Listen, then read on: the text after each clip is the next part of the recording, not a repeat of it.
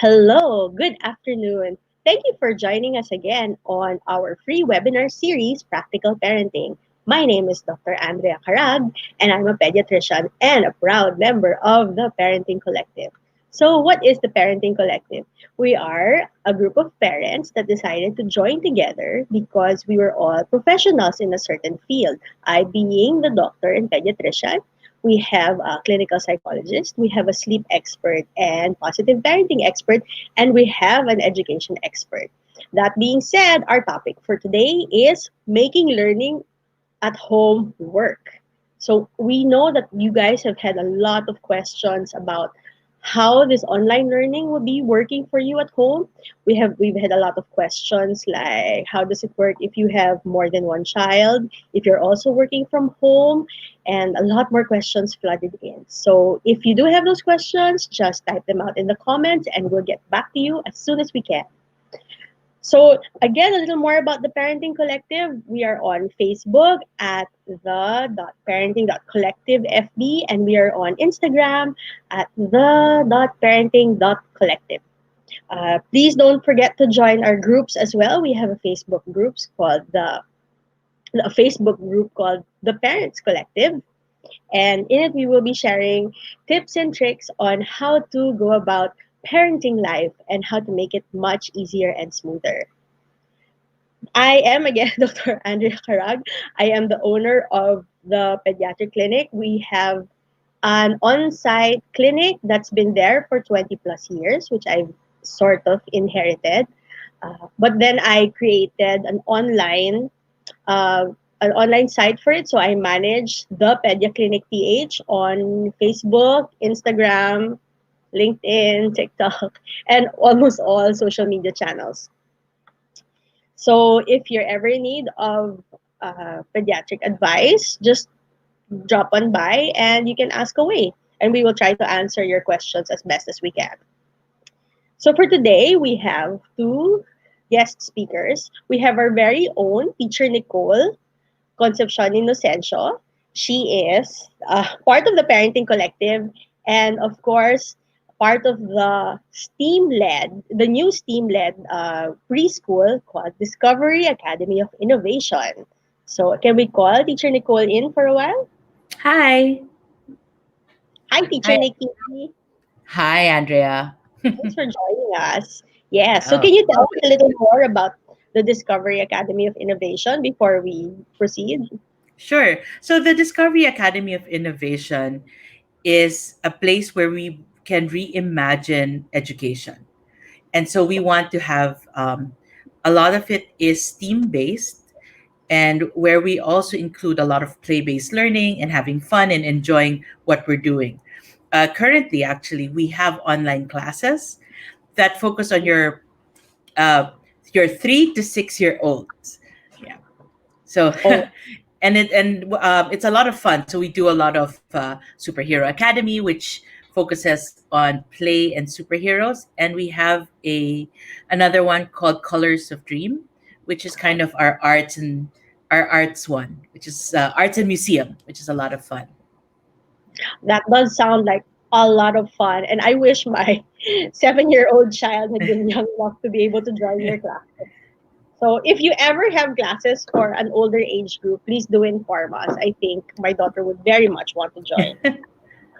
So joining us today is a good friend of Teacher Nicole. I will introduce her as Teacher Katz. She is one of the kindergarten teachers and the founders of Leeds Academy in Mandaluyong, and she's been teaching for 16 plus years, 16 years, alongside Teacher Nicole, might I add. Hello, Teacher Katz. Hello, good afternoon, everyone. Thank you Thanks for so much having me. for joining us. Okay. So can you tell us a little more about your school? Leeds Academy is located in Mandaluyong, near Pioneer. It's on its sixth year.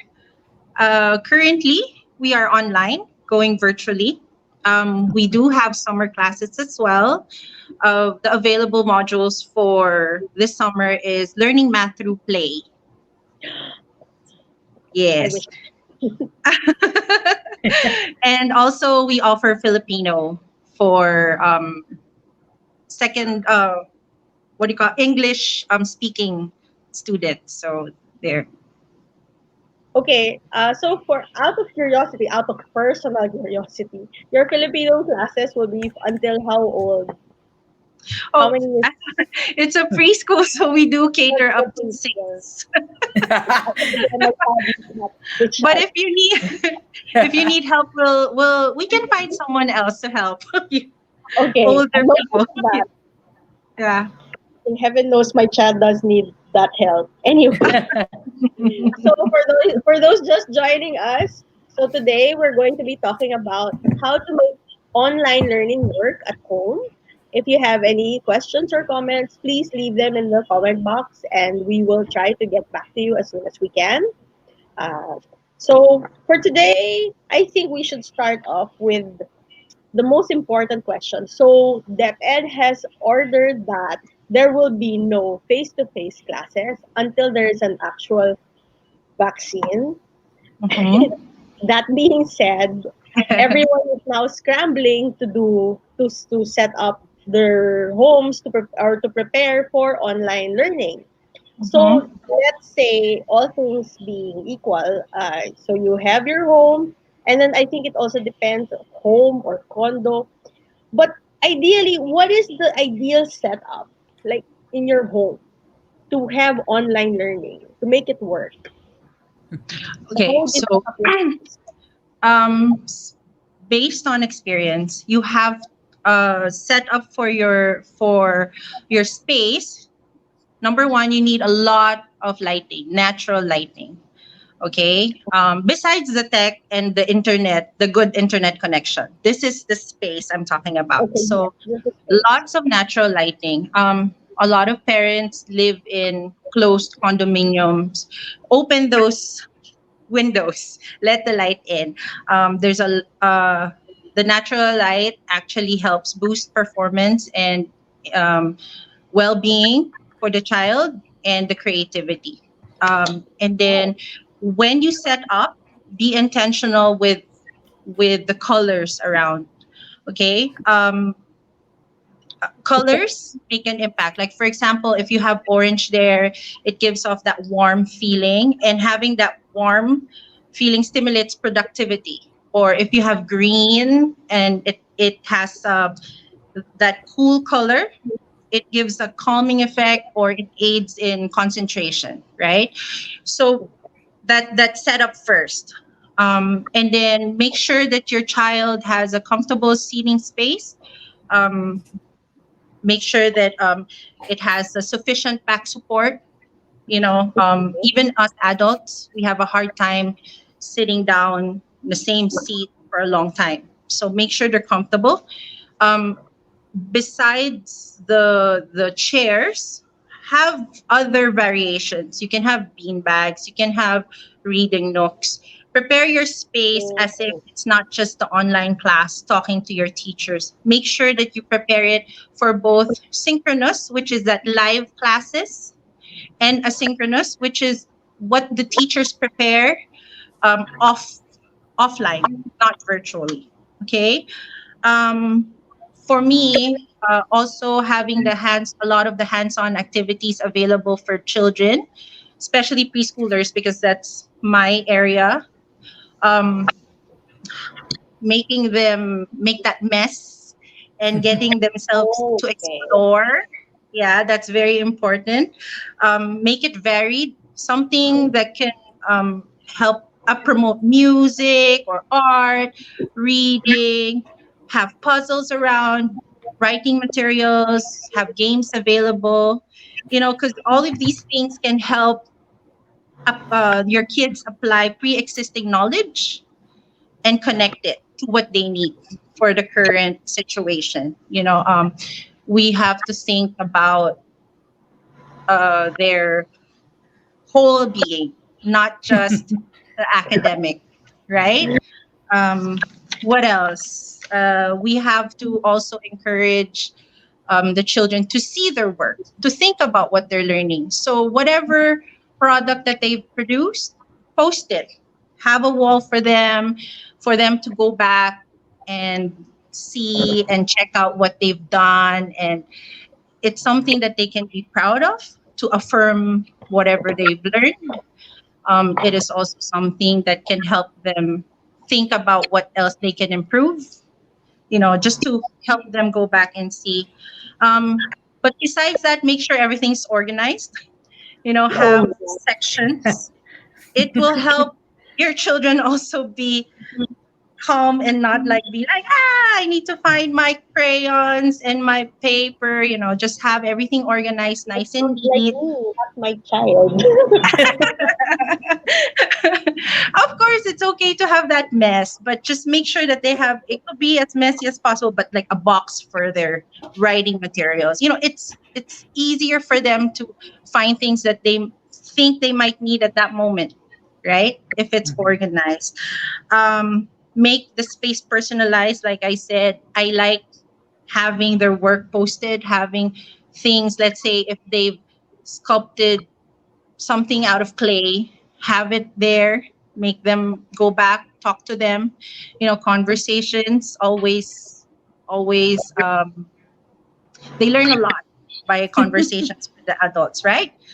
And then also keep room for growth, I guess, because learning is constant. If the child's not interested in something, maybe you can keep that, pack that away, have something new, and then return it if they ask for it, or you can go back to it if it's something related to something they learned. So this is just talking about the space, the actual Space, yes. space, Just Yeah. the right? space. Yes. Yeah. I think besides Should it that, be like being a ready. room? Sorry, can it be like in the same room as where their toys are, or would you suggest to make sure that I the would, toys? yeah, I would suggest that there is a space for learning. Yeah. Have a space for learning, because they need to also, especially at these times, they need to put okay, it's time for me to work, which is, it could be play, it could be that virtual class, or it's time for me to just explore on my own. Yeah. So it would be nice if they do have their own space. Yes. All right. And I Okay. guess just to kind of Right. add, um, Teacher Kat said an important thing. There is a space for learning. It Mm-hmm. should be a table, a child height table or a child Yeah. specific table and a child specific chair. We do Mm-hmm. get a question about the dining room table. It is possible to do homework on the dining room table, but I think Dr. Andre, you can be the one to kind of talk about like when you're eating. It's good to have for focus. It's good to have their feet on the floor, and Yes. so the problem with the dining room table, if it's too tall for the kids, it's sometimes their feet's dragging, so the focus isn't Oh, very much there. okay. Mm-hmm. Yeah, So wait, just to plug that in really quick. Yes. So a chair that is too big for your child. Yeah, for the dining table, yes, that's what we suggest in all our picky eating classes. Mm-hmm. That the chair has to have arm support, hmm, or but this is for eating. Arm support, and then they have to have their feet planted flat on a surface. So usually at the dining table, like my child, she has some form of a booster pillow. She has a booster pillow, and then if need be, we drag in an ottoman for her feet. So that's a simple fix that you can do yeah. for them. So I would suggest the same thing for study time. It Mm-hmm. just helps kind of keep the focus and everything there. So for me, that's important to note. A specific place, it can be your dining table that you just put at a certain time. You can have a little trolley that you bring out and say, it's time to study. So that's a specific thing that's there. But Yes. besides that, you can have what you call stations. So you can have like teacher cats, you can have an art station in one part of your room. You can have a PlayStation, not a PlayStation game, but a playing area station. But you can have a PlayStation too in your room. But the idea is it's an area that the kid knows is there for a purpose. Now, if you Mm-hmm. don't have space in your room, because right, like there's too many things, have a cabinet, have a trolley, have a certain area that is consistent and that they Mm-hmm. know it's there for a reason. and it's there to be played with such. So that's really important to have as you're doing all these things, right? And then I think for me, the third one that's important that we didn't bring up was visuals as support. So especially for younger kids, they're visual more than their auditory, right, or their verbal. So what's good is to kind of put on the wall what schedule or what routine you want them to do. So if Yeah. the first thing is breakfast, bath time, right, dress up for school or whatever, wear a uniform or whatever you want, and then go to the class, you have those visuals there. And so it's very easy for them to say, okay, I just did this, now I'll do this, then I'll do that. And so the Yes. visuals help with setting a consistent time, right? Consistent routine to get into learning and to get out of it. So you can have your merienda, your recess, and all of that. Okay, sige, Yeah. thanks so much. I learned a lot. I took notes.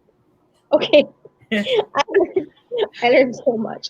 So, just as a recap, in case you're just joining us, so we just discussed how to set up your learn at home station. So, for those who are able to use a separate room, please do so. I think that is the most important. Uh, for those that cannot, you can use your available space or what available space you have, as long as you are consistent. Yes, you are consistent in the space that you're using.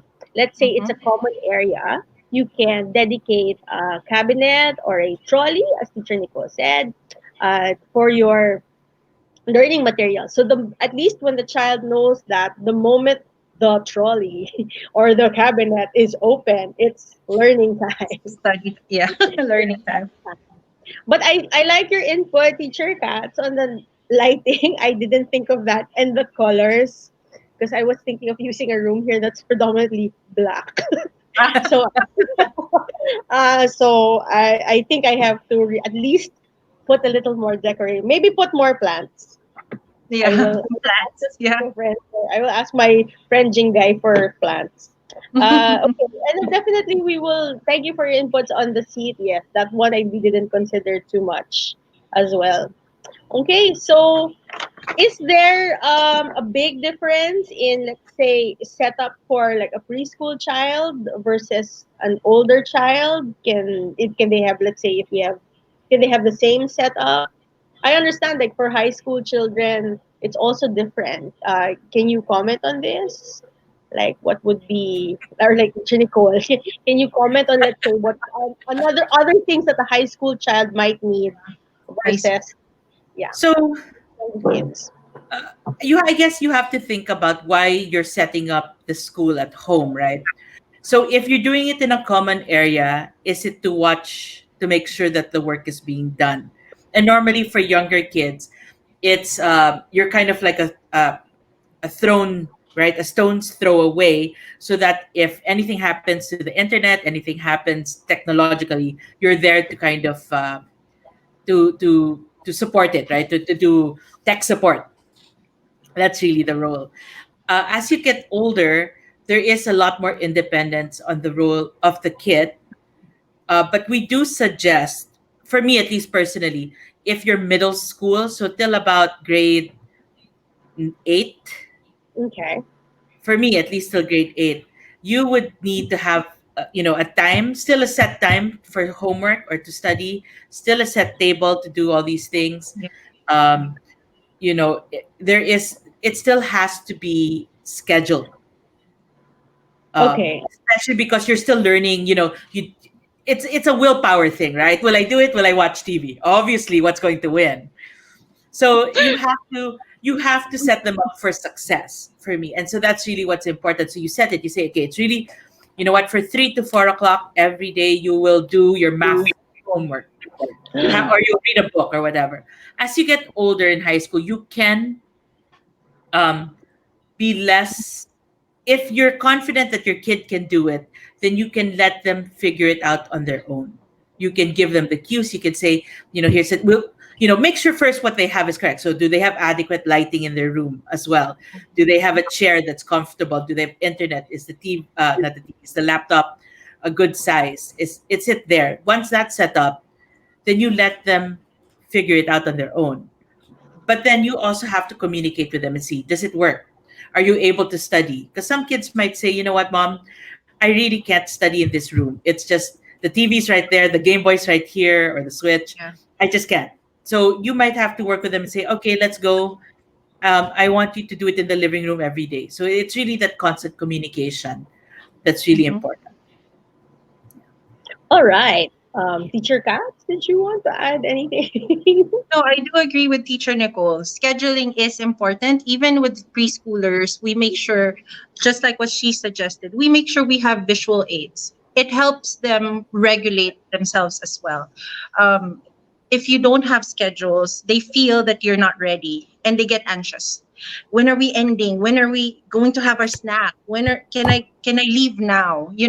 So if you have a schedule, like even with online classes that I've been doing, I let them know ahead. Okay, this is what we will be doing. It doesn't need to be something that's so formal. You just let them know what to expect for the day, and at least we know. Okay, so we've done our movement time, and that Mhm. means, and then they're aware, and at least they don't get anxious. Okay, we're almost done. There's more or something to look forward to. So I do agree with that too.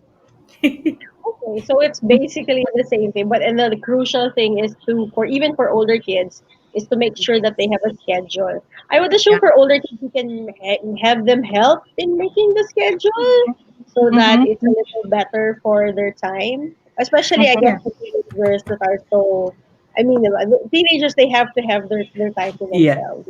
And So Yeah. you it's also, control. yeah, it's a lot of control. It's a lot of, not power, would I would say, but it's a lot of, they want, right at this age, they want to make the decisions. They want to be like their classmates. We've had Yes. this talk where Yes. parents is the the the the opinion of the parent isn't as important anymore as Mm. the opinion of the friend. So I think at home, when you're stuck together, you have to think, okay, what can I give? How much time will I allow them to do something else? How much time do they, you know, have to do what I want them to do? And so it's Mm. balancing that. Yeah. All right. Um, with that being said, we have this question that has been on everyone's minds. I am fortunate enough to only have one child to worry about. But what happens if you have children of different ages going to school, doing online learning at the same time? Like, is it okay for them to be in the same room? I would assume like if this happened to me and my brother when we were younger, I'm very sure after a certain time point we would be at each other's throats and just killing Yeah. each other.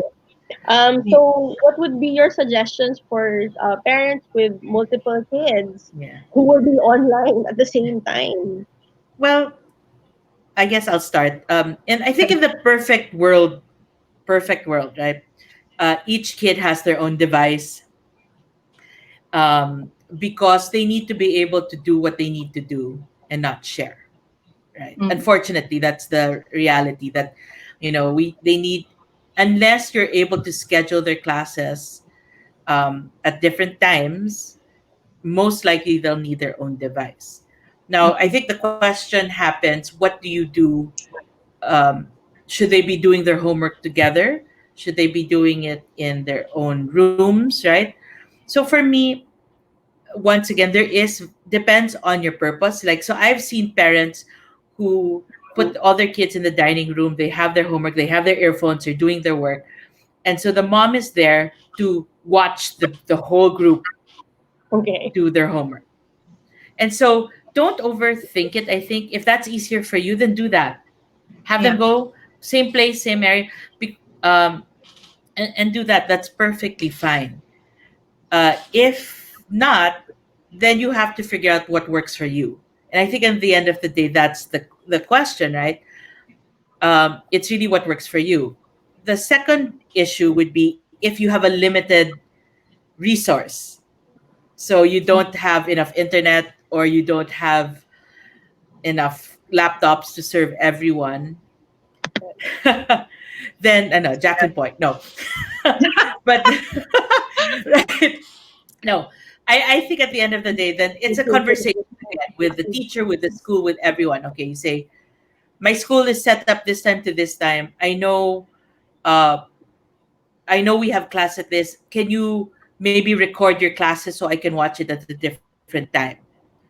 Uh, Another thing is, unf- if the classes are it's like a webinar, a lecture series, can they watch it on a phone while the other kid uses the laptop for work? So it's just trying to figure out what really works. There's really no direct answer, unfortunately. Mhm. How about you, teacher Cats? What do you I think? do agree. I do agree that you have to. It's as of this moment, it's trial and error. What works, because every household, every child, they're all different, and how they coping with what's going on. Their studying style is also different from each other. So one child could be very active, another child needs that quiet space. So you really need to observe your children and check what will work for you.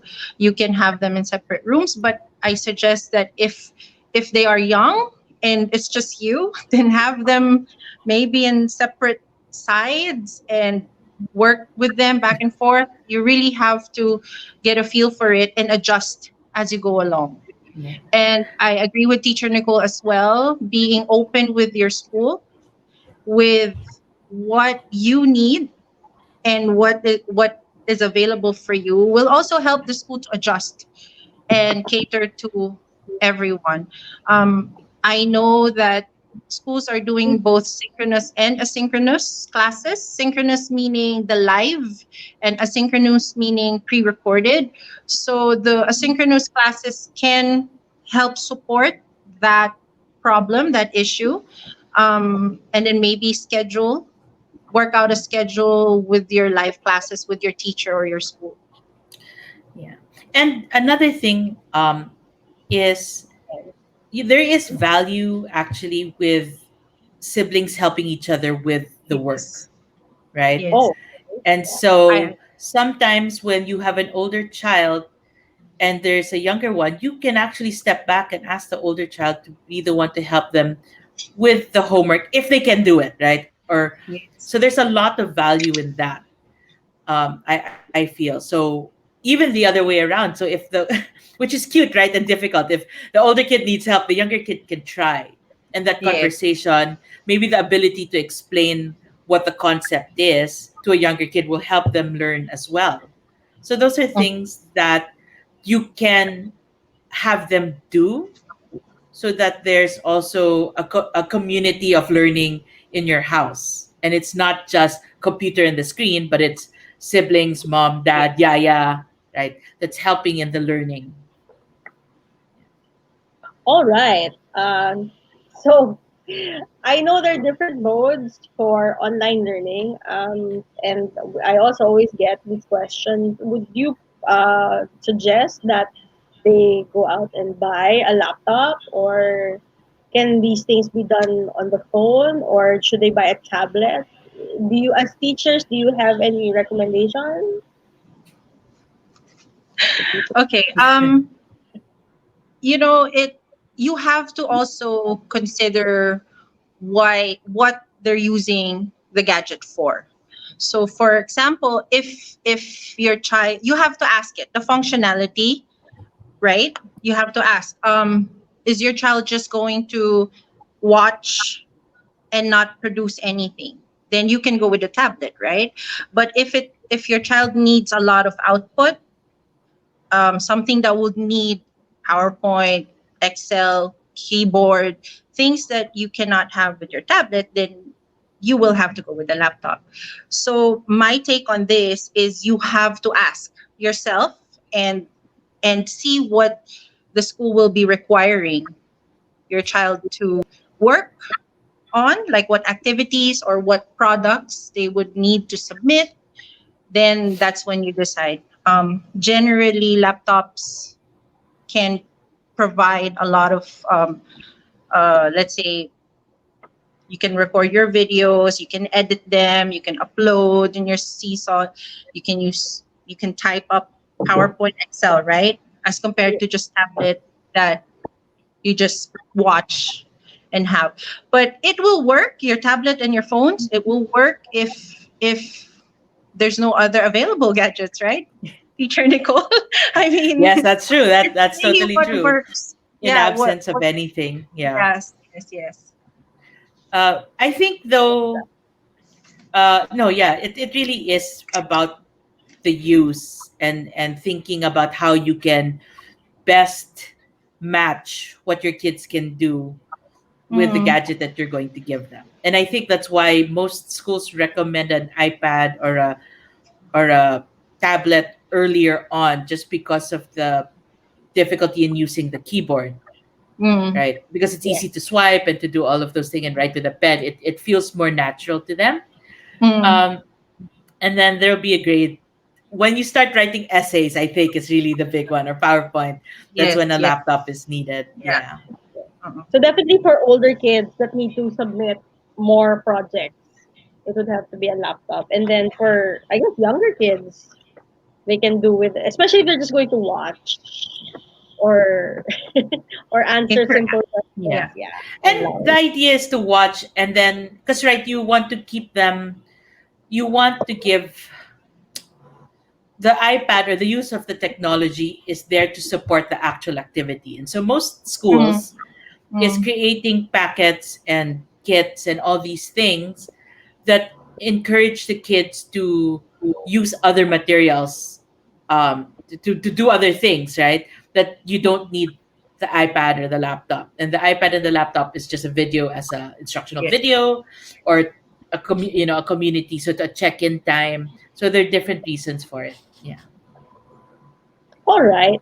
Okay. So just so we're about to, well, we do still have a few more questions left. I just want to remind everyone that you are watching Practical Parenting on the Parenting Collective. We are a group of parents that give professional advice on how to make parenting easier. If you have comments, if you're going to watch this at a later time, as this will be uploaded to our YouTube channel and to our Facebook page, please leave a comment and we'll try to get back. We'll try to answer you as soon as we can. So back to teacher Nicole and teacher Katz. So as parents, like personally, my child, so I'm in the house and we've since for the last quarter of her previous school year, we were doing online learning and it could not be helped that since I was in the same room and she'd have some form of homework or test that she would ask me the answers. And even though I did try to just tell her to do it by herself, the kids they're sneaky. They will they will try to get you to answer it for them. So that and that's also another other parents' concern. So how involved should the parents be in the online learning? Because it's so hard to you have to be in the same area, but and then for sure if you're in the same area they will ask you to do it, so that's what we're asking now. So how involved do you have to be, and what are the ways that you can tell your child that you need to step back? Okay. For me, so parents should guide and support. So you're there to guide and support, right? And basically, you have to allow them to. You have to know when to step back and when to actually step right up and help them out. So, for example, you have to give your. I guess it depends on the work that they're doing. If you observe that they do need further explanation, then you can guide them and assist them in terms of maybe research, provide books, provide access to these things. You don't need to give them the answer right away. Help them get to the answer, you know. That process is also a learning process. So it helps them uh, figure things out. And figure things out is a part of learning. So Yeah. as a parent, know when to step back and watch them. If they make you kulit, if they bug you, you say, I've seen you do a lot more things. You are capable. Try. And then if it's really difficult, then you can come back and we'll see. We'll check it out together. Yeah. Teacher. Great advice. Can I copy that? I'm trying to think about, like maybe for older kids. So that really works for younger kids, I think. Mm, Actually, mm-mm, that really works even for older kids. That's the ideal situation. But mm-mm, what happens, right, is we tend to, because the kids are sneaky or we're busy, we tend to just give the answer because it's the path of least resistance. It's the mm-mm. easiest way to say, okay, here's the answer, just do it. Yeah. That's one reason why we would do that. Another reason is we think about the grade. So, right, normally with these seat works, there's a seat work or test, there's an equivalent grade. And so we want our kid to have a perfect score, right? And so that's why we tend to do the homework or the test for our child. Mm-hmm. Um, this happens whether or not I think you're in a school, an online setting, and Or you know, in in the real physical school. COVID, it really Yeah. happened. So I think the question you have to ask yourself as a parent is, what is the purpose of the homework? What is the purpose of the exam? Most of the time, right, it's to show what your kid can do, what your kid can do on their own, especially exams, what the kid Mm, can do on their own, what mastery of skill do they have.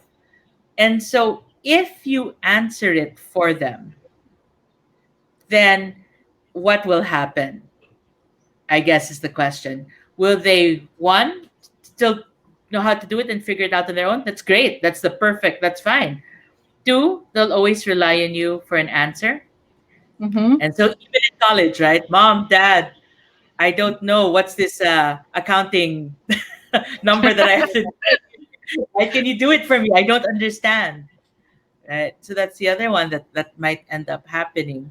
So these are things that we have to really it's hard to do. It's against our nature to do. We want to help them out. We want to give them the answer for many Yes. reasons. And so it's really important to take a step back and see what they can do on their own. Uh, Oh, but it's so heartbreaking to watch them turn in. So they will obviously be a low score.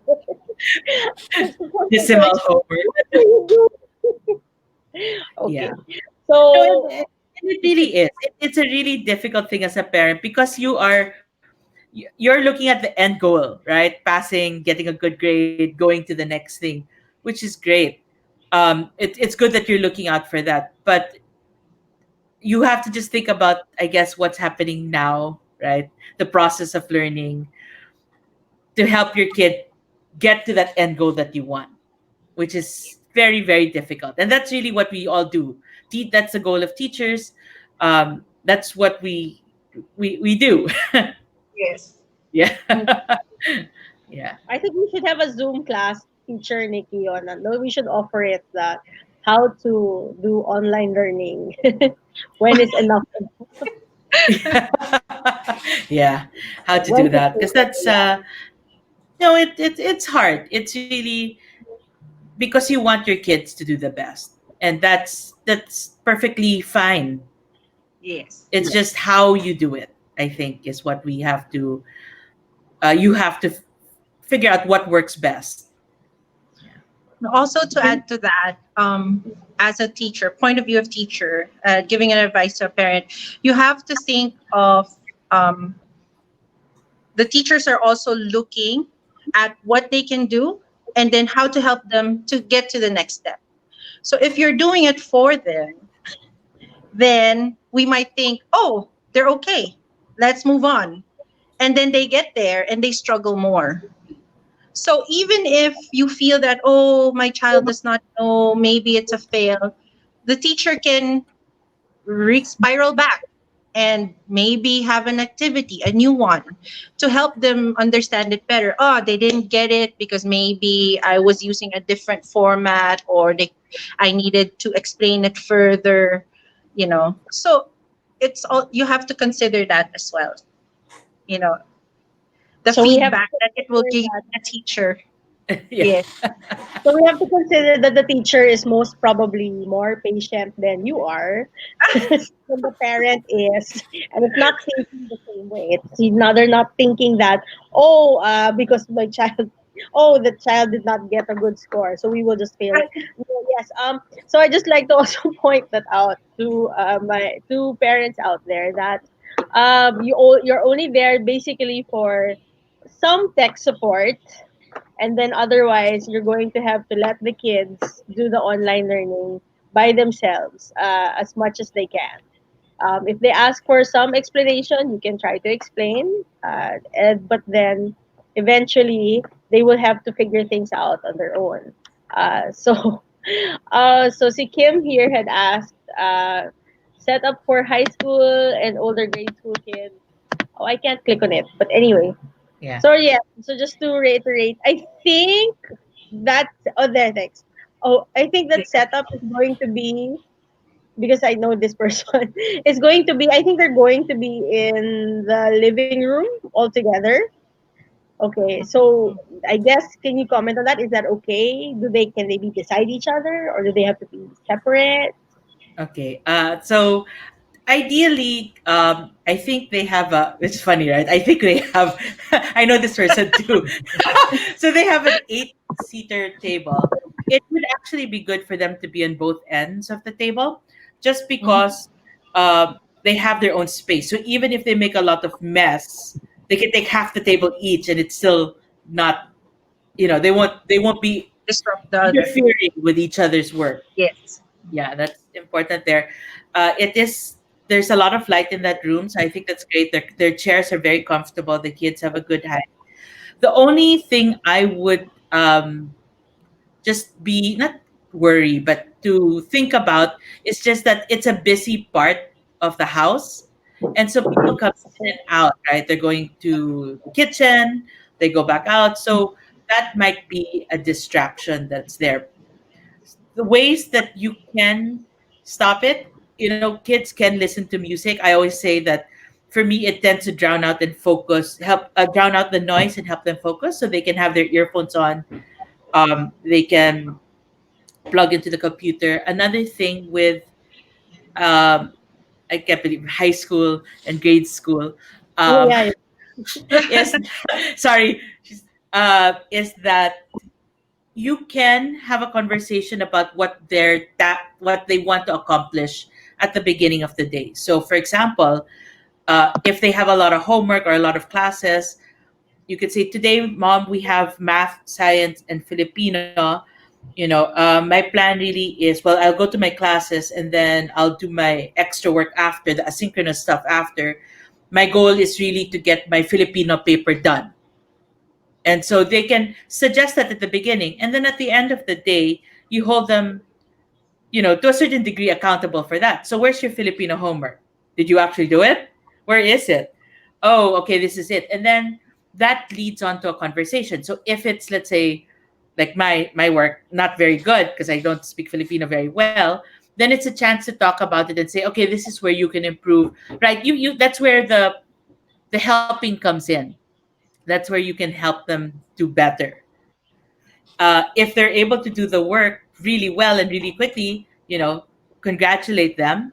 And then you can do two things. One is say, hey, this seems to be easy. Let's make it more difficult. Or maybe you can do better, right? Than what the teacher asked you to do. Or do you want to work on something else? Another thing, I think, the third one, because they're high school and grade school, don't let them work very late. I know that in a typical session now, right, kids will go to sleep at midnight because they have essays and a lot of homework.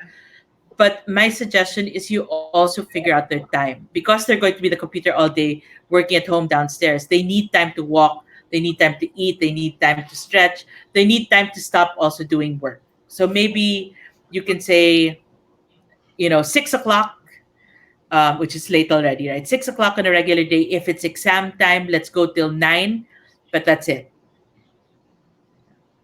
So you also have to set their sleep schedules. Yeah. Yes. Okay. Our sleep expert would be so proud of us for mentioning. we have a phone-in question, and this also has been, but this was discussed previously, and we want to ask your opinion as teachers. So, can online education be as effective as going face to face, or is it better if they just defer this school year? Because we did a whole episode on whether to enroll in your own school, in the school that you were in, or to do homeschooling. And then so that question was answered, but we still have parents who are asking if they can just defer the school year completely. So is that something you would suggest? Oh, syempre no, but then can you defer it now? Sorry, the answer would be no. You're asking teachers. Of course, it's a I no. know. Discuss, can we discuss na lang what the pros and cons or the cons would be for actually following up on this decision?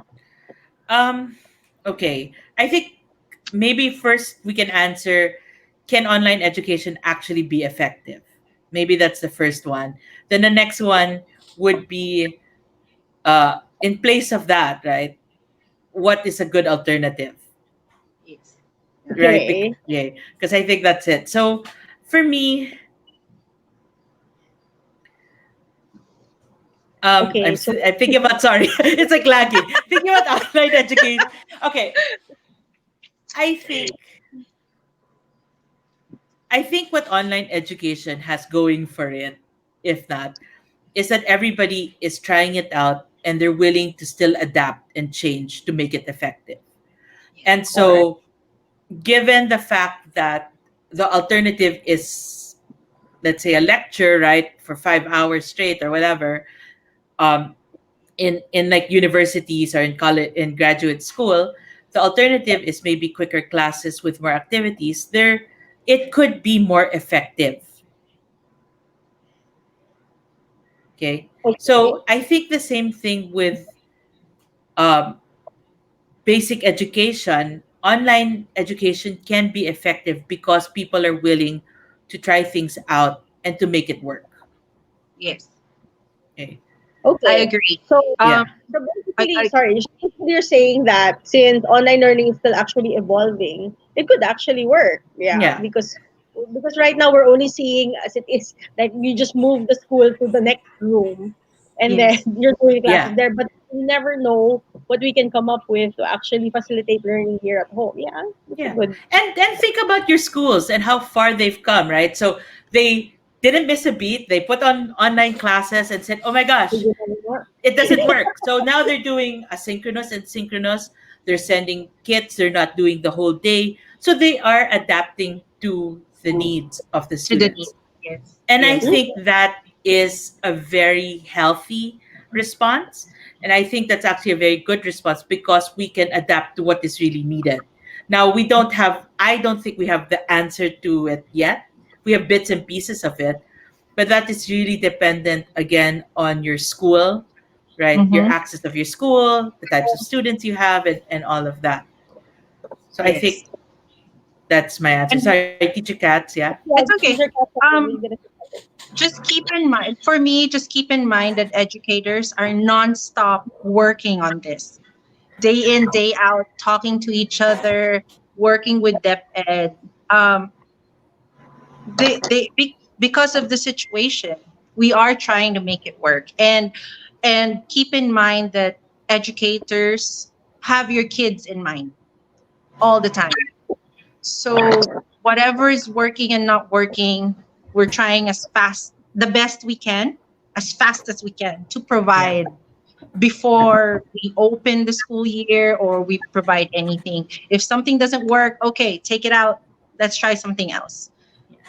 From simple platforms to schedules to concerns of parents to benchmarking, with other countries, what they're doing, what we're doing, what doesn't work for us because our internet isn't as Strong. We don't have strong, outdoors. Yeah. you know, unlike other countries. So keep in mind, have an open mind about that.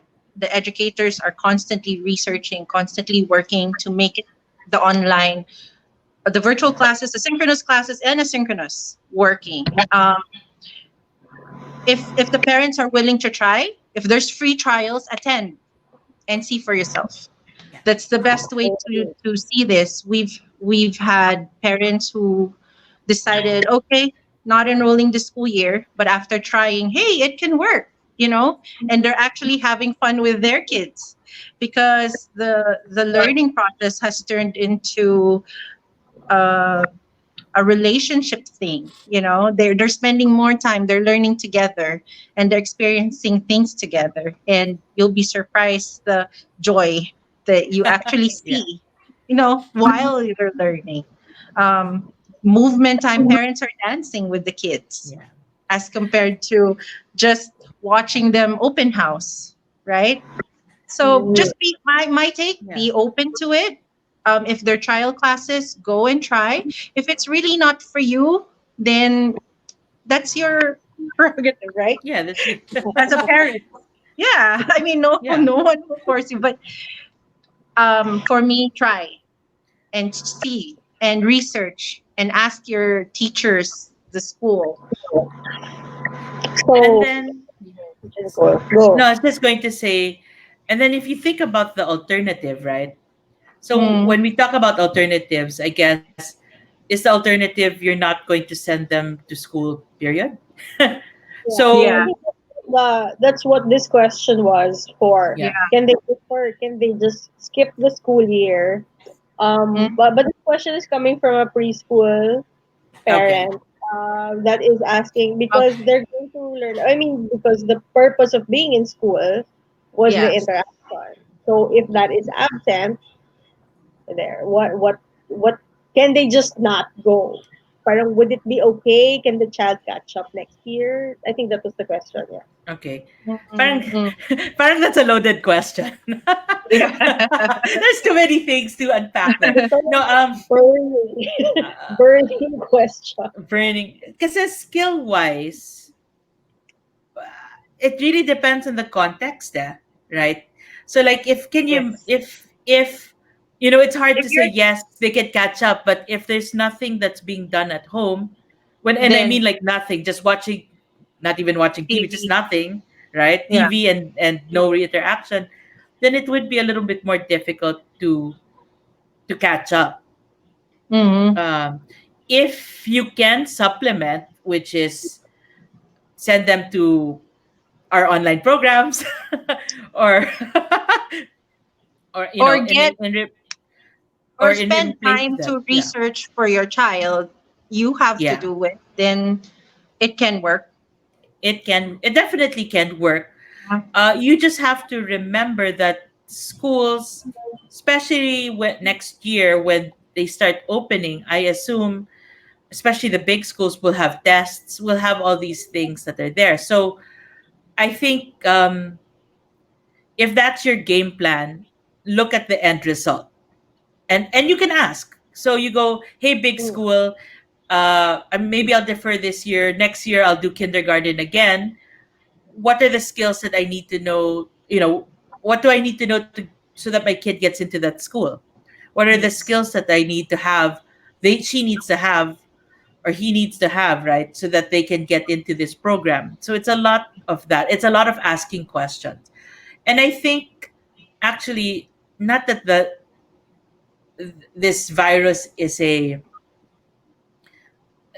like a silver lining, I guess, of this virus, is that we're asking more questions about our kids learning. We're Mm-hmm. being more involved, Yes. right? Yes. And Yes. so what's important now is to educate ourselves, because we best know our kids, and to see really what fits and what's the best interest of for our kid at the end of the day. And I think that's, something that, when you base your choices on that, right, being informed, knowing what's best for your kid, knowing what your kid needs, how to best help them, then Mhm. it becomes a good way to make decisions. Right on point, teacher Nicole. nice Yeah. discussion topic. But yeah, No, but I do so agree. with that because if you're a parent who can provide that skill set, then keep them home. Yeah. You know, if you can help them get to that next level without any worries, then keep them home, right? As like what teacher Nicole said, it's the end. What the goal?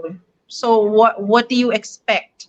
What do you what's your plan? You know, I know a lot of schools, not just let's say for preschoolers, but even for some parents, even in the grade school and the bigger schools, they had that question. What if we just skip the year? What's going to happen? And a lot of the schools responded with, oh, you're going to have to retake the entrance exam if you don't enroll this year. So But imagine, no, but that yeah, makes sense. I mean, for me, because the entrance exam yeah, would be dependent per year level. So but you yes, have to make sure, yes, school has to make sure that the competencies were reached. mm-mm, Yeah. mm-mm. Oh, yeah. Because as a pediatrician, I can see Yeah. somehow like that. Yeah, But if you don't pass the milestones for this one, you can't yes, move on to the next level. But yeah. that makes sense naman. It's not more of a threat, but it's also to make No, it's sure that not. It's not actually. It's also placing your child in the right level. If Yeah. they're not ready, then why would you force someone who's not ready for that level? Yeah. Yeah. Struggling is forever.